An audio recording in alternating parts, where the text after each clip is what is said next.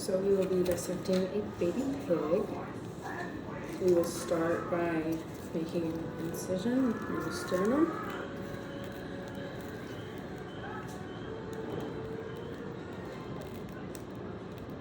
Carefully. And down the other side. And we will cut down some. And then we will cut a U shape around the umbilical.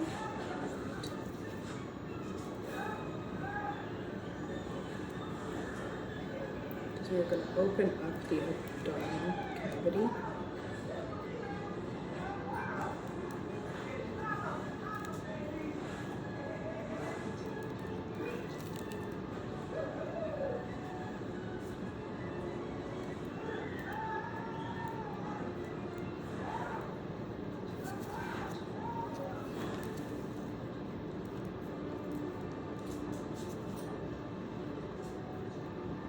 Carefully slicing, we don't want to puncture any organs.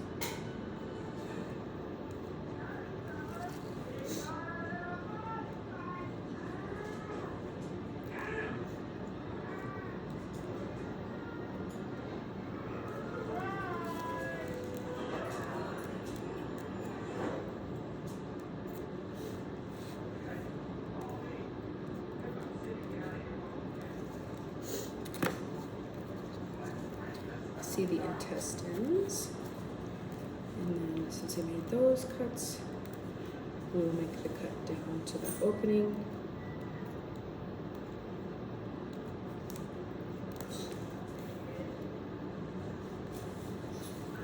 And then we will cut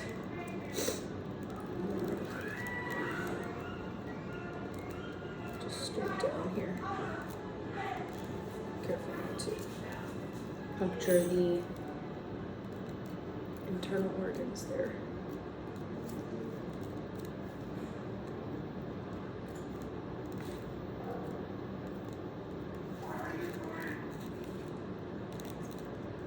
It's a lot tougher than I thought it would be, texture-wise, especially since it's a baby.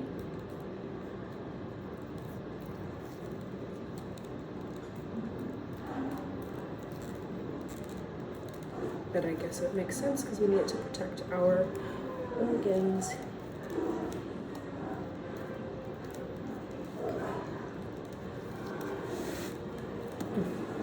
Okay, so if we start from the top, we have the eyes, the nose, the tongue,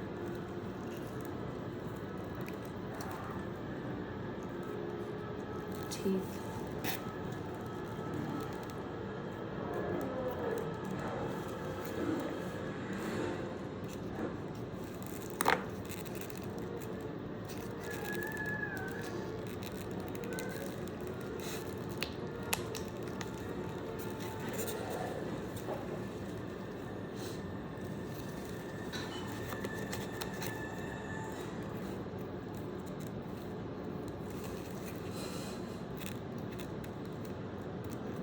Muscles and tendons of the jaw.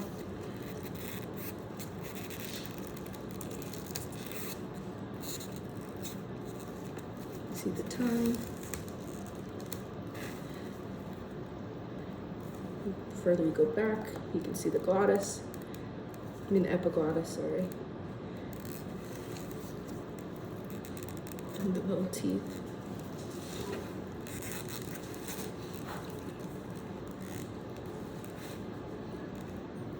So just seeing what I can, just from what I can see right here,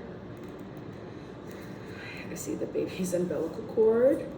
Of course the tail, this was a female piggy. It has the papilla. It has the little fleshy flap on the outside, does not have testicles. And its anus is there too. So when we open up the pig, open up the upper part, like I guess the chest cavity, thorax. So we'll cut from right under the chin.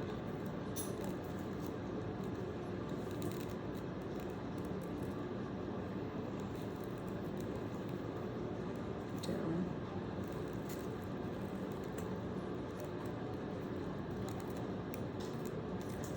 Very, very, very, very muscular under the neck.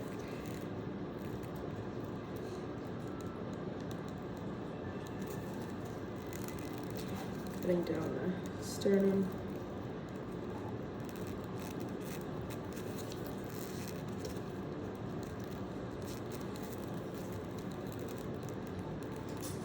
Cut down both sides to see the rib cage.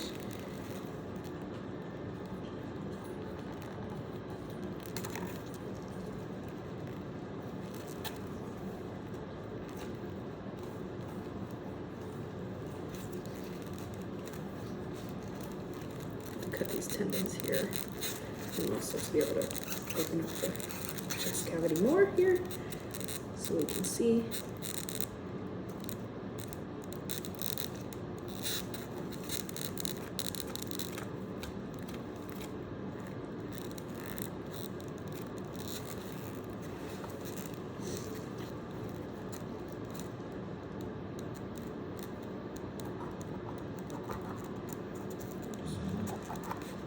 Here is the cartilage.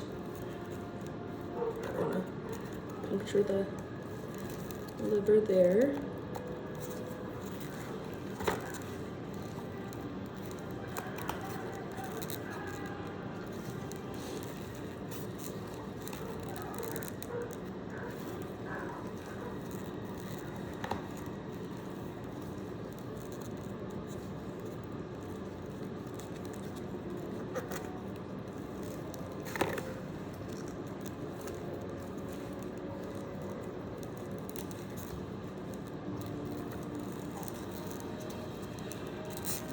We have a look under there, and I see the heart, I see the lungs,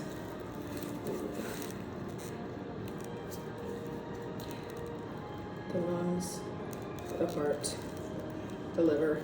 Oh, no. Okay. Right up under the throat here, we have the thyroid gland. It's what produces hormones. It's just like in humans to help with growth rate, our calcium levels, our metabolism, how our muscles, skeleton, things like that develop.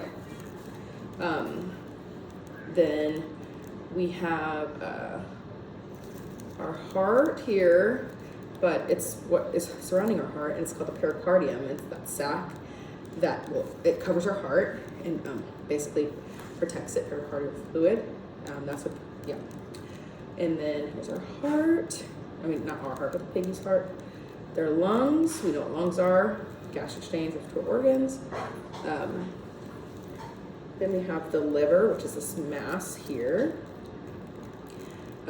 It helps with digestion, that like in our bile production, how our glucose metabolizes and things like that, and detoxification. So that's why our liver plays an important part, especially when we drink alcohol. When we open up further,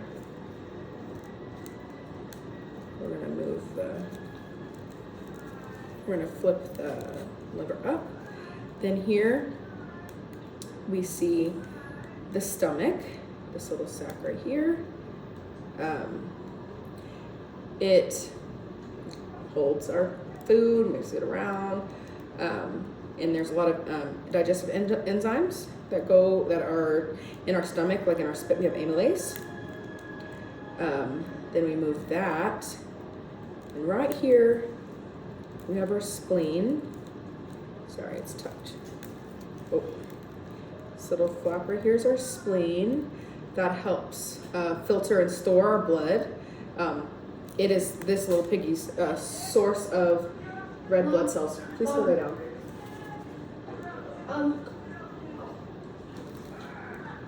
When we look, We have our large, or the baby's large intestines here. And that is down towards the bottom. That is what is our colon. That's where our feces is formed with like absorption of water. I know that with like Miralax, that's where the water would get pulled into to help soften the stool.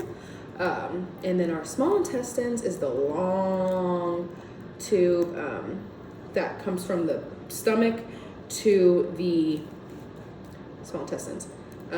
Here is the umbilical vein. Go back here. Umbilical vein. This, and it transports the oxygenated blood from the fetus to the fetus from the placenta, just like in a human baby. Here is the diaphragm right up in here. I just tore that apart. I'm so sorry. It's the muscle that separates the thoracic upper cavity from the abdominal cavity, and it functions in expansion of contraction. So when we breathe in, it expands. And then attached to the liver, we have a small sac. Let me find that here. And that is our gallbladder. I do not have a gallbladder. Our gallbladder stores our bile that our liver makes.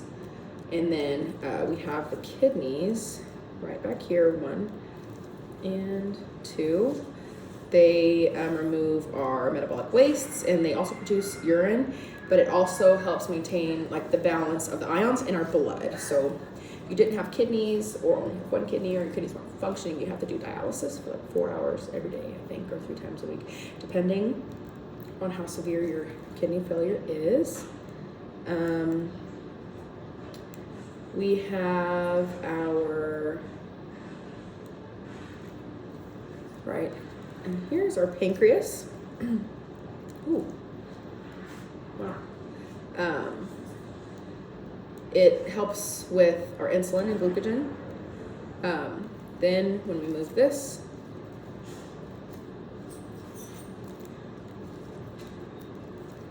we have our bladder. I'm incorrect, I'm sorry.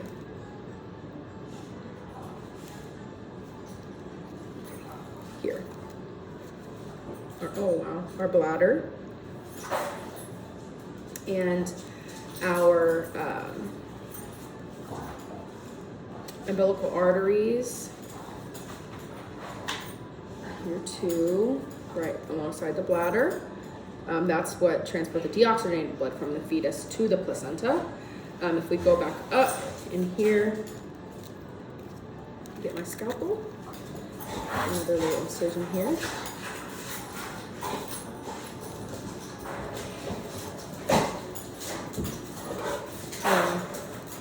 Sorry if you hear my mom's dogs. So here in the esophageal area, oh no, guys, stop, please. We have the larynx, which is our voice box, our trachea, which is the windpipe.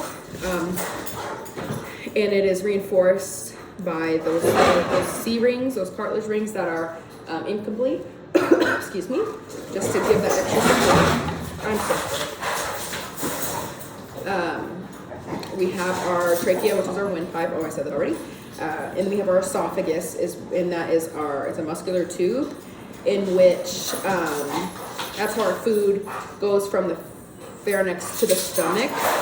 And then in the heart, just like in the last one, we have the right atrium. Let me see, let me get that. Oh, I'm so sorry.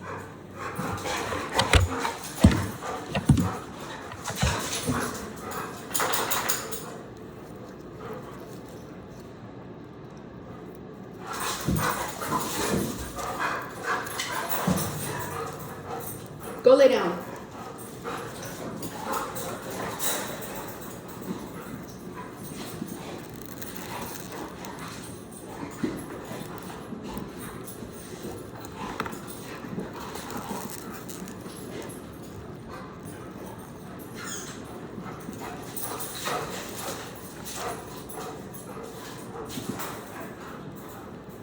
see the apex of the heart.